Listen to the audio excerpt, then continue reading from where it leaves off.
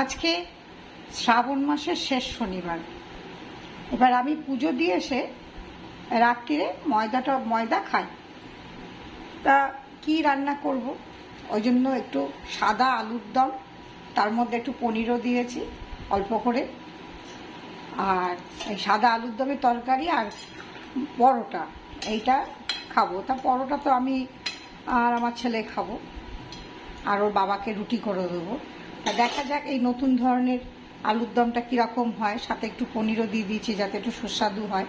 তা মশলা দিয়েছি এর মধ্যে পোস্ত, কাজু বাদাম, আদা, জিরে, গোলমরিচ, আর এই দিয়ে একটা পেস্ট তৈরি করেছি।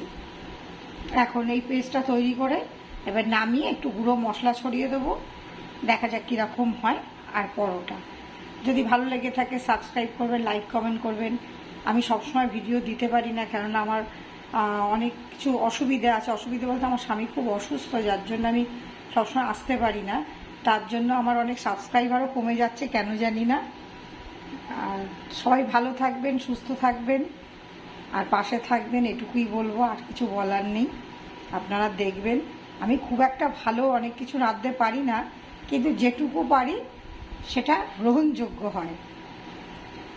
তা আশা করছি এটাও খুব ভালো হবে। পুরোটা করে নিয়ে আবার ফিরে আসছি। আমার আলুর দম কমপ্লিট।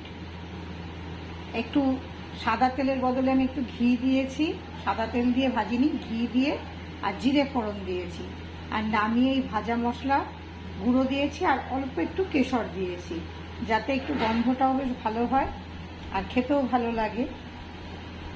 তাহলে সবাই ভালো থাকবেন, সুস্থ থাকবেন। শুভরাত্রি।